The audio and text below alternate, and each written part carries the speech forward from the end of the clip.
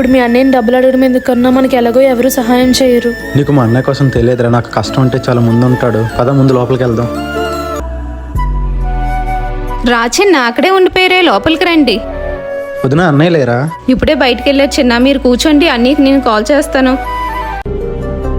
ఏమండి, మీ తమ్ముడు స్వాతి వచ్చారు, ఎందుకు వచ్చారు?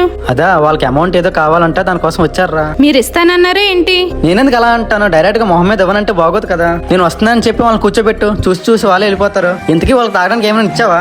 ఇంకా ఇవ్వలేదు. స్టీల్ గ్లాసులు ఇవ్వకు, డిస్పోజ్ గ్లాసులు ఇవ్వు. అవి లేవేంటి?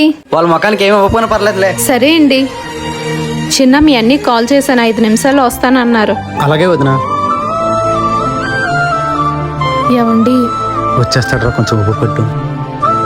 చెప్పే తులసి. ఏంటి అంత చిరాగ్గా ఉన్నావు? ఇప్పుడే 2 బిచ్చగాళ్ళు వచ్చి వెళ్ళారే, వాళ్ళు పంపించేసరికి నా తలపురాన తోక్కొచ్చింది. కన్నా పద వెళ్దాం. మిమ్మల్ని అనలేదు. మీకు ముందే చెప్పాను కదండి, అయినా మన అని మనం అనుకుంటే సరిపోదు, వాళ్ళు కూడా అనుకోవాలి కదా. సిక్కుముళ్ళు గప్పి రంగులీనుతున్న లోకమంటే పెద్ద నాటకమే తెలియకనే సాగే.